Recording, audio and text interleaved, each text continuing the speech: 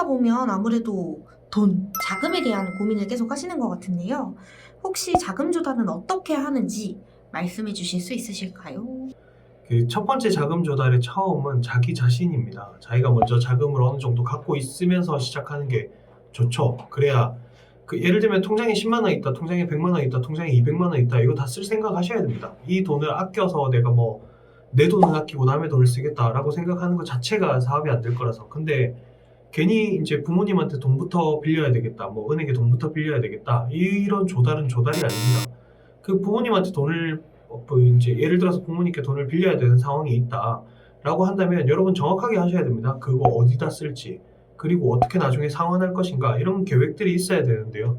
그게 없다라고 한다면 자기가 우선 가지고 있는 돈에서부터 시작을 하셔야 되고요. 두 번째는 지역에서 있는 또는 이제 전국 단위로 있는 지원 사업을 활용을 하셔야 됩니다.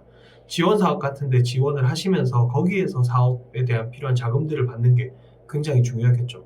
그렇게 하고도 만약에 진짜 어느 정도 사업이 궤도에 올라가고 있는데 돈이 필요하다라고 한다면 투자자를 만나는 것도 방법이거니와, 예를 들면 기보나 신보 같은 데서 이제 돈을 빌리는 것도 방법일 수 있습니다. 기보나 신보를 끼는 이유는 다른 데보다 이자율이 낮을 뿐더러, 그리고 다른 곳보다 훨씬 더 많은 이제 비용들을 지불해 주기 때문에 그런 쪽을 활용하시면 좀 더 도움이 될 겁니다.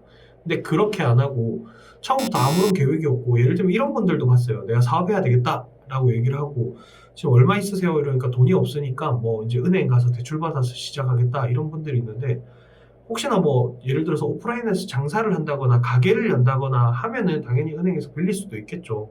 근데 그게 아니고 뭔가 앱을 개발하고 웹을 개발하겠다, 뭐 이런 일을 하겠다라고 하는데 돈부터 빌리겠다라고 생각하신다면, 그냥 제 개인적인 바람은 창업을 안 하시는 게 좋으실 거라고 생각을 합니다. 창업은 돈을 쓰는 일을 하는 게 아니거든요. 돈을 버는 일을 하는 거지.